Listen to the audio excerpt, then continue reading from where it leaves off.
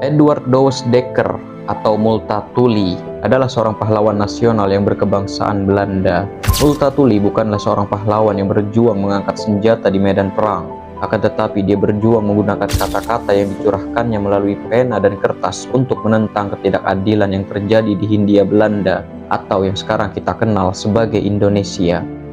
Di dalam dunia yang kerap terjebak dalam bayang-bayang kekuasaan dan penindasan, Edward Douwes Dekker atau Multatuli hadir sebagai sosok yang menantang realitas tersebut melalui tulisan-tulisannya di dalam sebuah novel berjudul Max Havelaar yang terbit pada tahun 1860. Novel yang bercerita tentang kekejaman sistem kolonial dan penindasan serta penyalahgunaan kekuasaan yang terjadi terhadap rakyat Hindia Belanda atau Indonesia oleh pemerintahan Belanda dan oknum-oknum pejabat lokal. Pada video kali ini kita akan mencoba memahami bagaimana sebuah karya sastra mampu menggugah isi hati manusia dan mengubah kebijakan yang ada. Kita akan mencoba menyelami kehidupan dan latar belakang dari seorang Multatuli sekaligus mencoba mempelajari bagaimana bisa perspektif Multatuli tentang penderitaan rakyat Indonesia pada zaman itu mengalir dalam bentuk tulisan yang membangkitkan semangat perjuangan.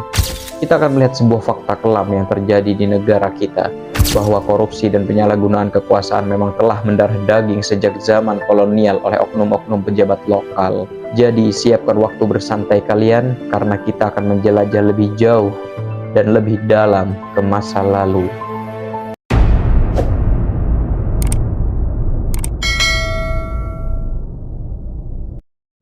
Edward Douwes Dekker lahir pada tanggal 2 Maret 1820 di Amsterdam, Belanda. Edward lahir di keluarga yang boleh dikatakan berkecukupan atau termasuk dalam golongan kelas menengah. Ayahnya bekerja sebagai seorang kapten kapal. Semasa kecil, Edward sudah menunjukkan kecerdasan dan minat yang besar pada bidang sastra. Dia termasuk dalam murid yang berprestasi di sekolahnya. Namun karena mengalami kesulitan dalam finansial, orang tuanya terpaksa menghentikan sekolah Edward. Edward yang masih sangat muda pun terpaksa harus bekerja di sebuah kantor dagang di Belanda. Dia ditempatkan sebagai pembantu di sebuah kantor kecil perusahaan tekstil. Tentunya lingkungan di sini berbeda dengan lingkungannya dulu yang kala itu diisi dengan golongan kelas menengah sampai menengah ke atas. Di sini Edward mengalami banyak perubahan, yang awalnya hidup dengan kondisi berkecukupan dan menyandang kelas sosial yang tinggi, berubah menjadi seseorang yang miskin dan berada di kalangan bawah dalam masyarakat Belanda. Pada zaman itu, kesenjangan sosial antara golongan atas dan bawah memang menjadi hal biasa, di mana golongan bawah seringkali tertindas oleh golongan atas yang lebih berkuasa. Dari hidup di kalangan yang memiliki pengaruh, kemudian hidup di kalangan bawah masyarakat membuatnya mengetahui bahwa banyak kalangan masyarakat yang tidak memiliki pengaruh dan perlindungan apa-apa. Hal ini menjadikan pelajaran berharga bagi Edward yang kelak akan membentuk kepribadian serta karakternya di kemudian hari. Pada usia 18 tahun, Edward Douwes Dekker mencoba mengadu nasib dengan pergi ke Hindia Belanda atau yang saat ini kita kenal sebagai Indonesia. Pada saat itu di Hindia Belanda terdapat kesempatan untuk mencari kekayaan dan jabatan. Pada tahun 1838, Edward berangkat menuju Hindia Belanda dan sampai di Batavia pada tahun 1839. Dengan bantuan dari relasi-relasi ayahnya sebagai kapten kapal, tidak butuh waktu lama bagi Edward untuk memiliki pekerjaan.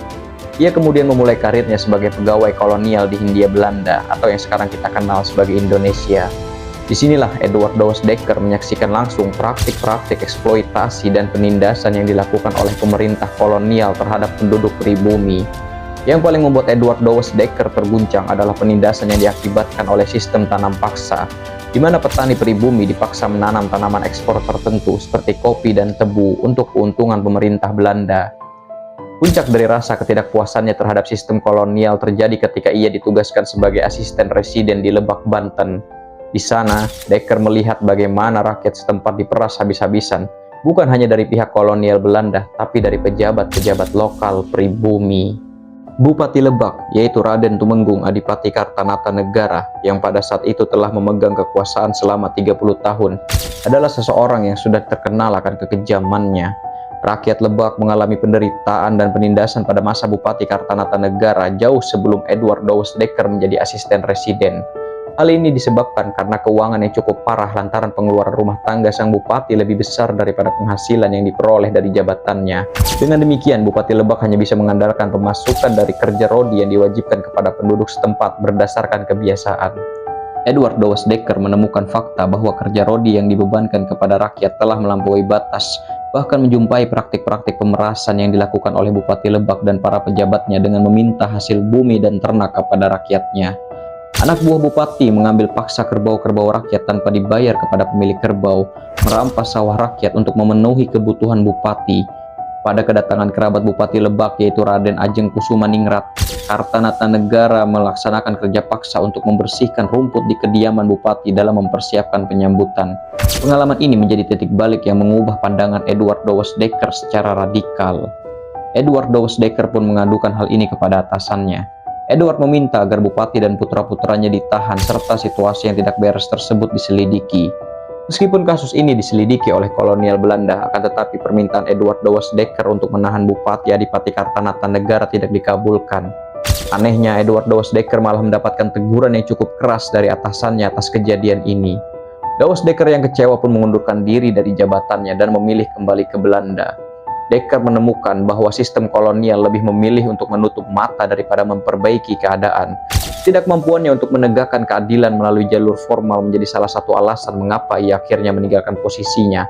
Sewaktu kembali ke Eropa, Edward Douwes Dekker sempat bekerja di beberapa tempat, akan tetapi banyak menemui kegagalan.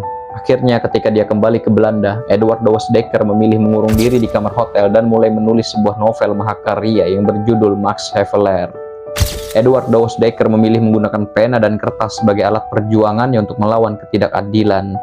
Di dalam novel karyanya ini, Edward Douwes Dekker mencurahkan semua rasa kekecewaannya terhadap sistem kolonial Belanda dan pejabat lokal yang korup di Hindia Belanda. Melalui buku ini, Edward Douwes Dekker menciptakan sosok Max Havelaar, seorang idealis yang berjuang melawan sistem yang korup. Havelaar adalah cerminan dari Dekker sendiri, seorang pejabat yang tak mampu berdiam diri melihat penderitaan rakyat. Dengan cara yang penuh ironi dan sarkasme, Edward Douwes Dekker menggambarkan bagaimana sistem kolonial telah merampas kemanusiaan orang-orang yang hidup di bawah kekuasaannya.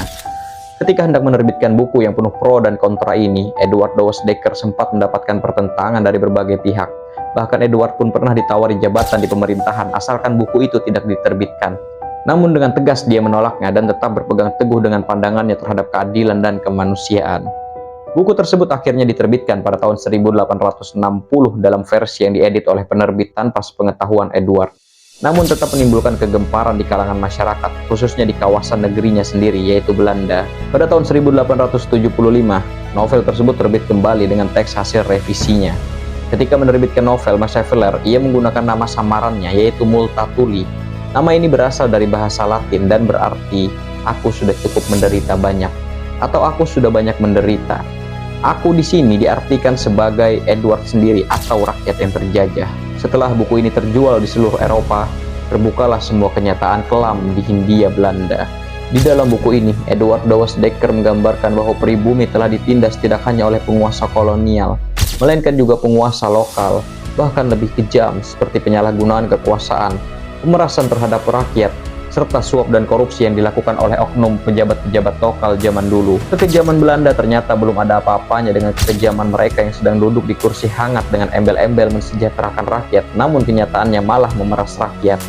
Sebuah fakta yang tentunya sangat menyakitkan bahwa kita bukan hanya dijajah oleh negeri lain, tapi dijajah oleh bangsa sendiri, bahkan mungkin hingga saat ini.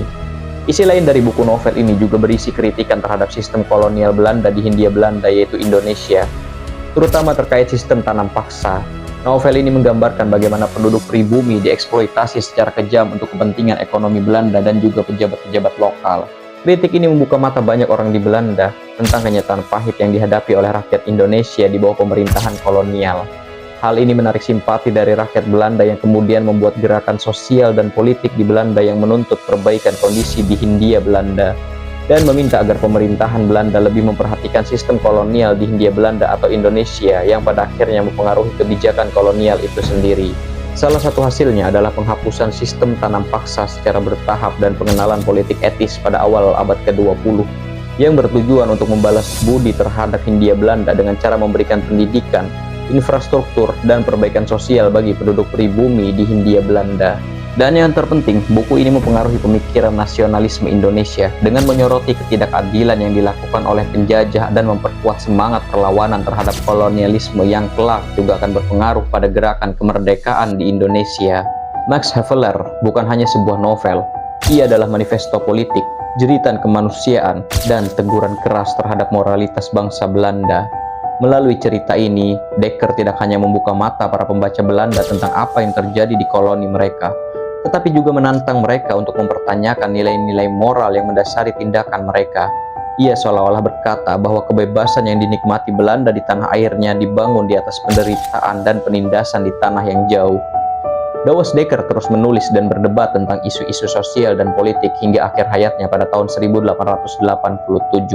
Bagi Edward Douwe Dekker atau Multatuli, kebenaran adalah sesuatu yang harus diperjuangkan, meski itu berarti melawan arus utama atau bahkan menghancurkan diri sendiri. Dia percaya bahwa setiap individu memiliki kewajiban untuk menentang ketidakadilan, tidak peduli seberapa kecil kekuatan yang mereka miliki. Melalui karyanya, ia membuktikan bahwa keadilan tidak bisa selalu ditemukan di ruang sidang atau di medan perang, tetapi di dalam hati nurani setiap individu yang berani mengatakan tidak kepada penindasan. Filosofi hidupnya adalah panggilan abadi untuk berani melawan ketidakadilan dengan apapun yang kita miliki, entah itu pedang ataupun pena. Sekian dan terima kasih.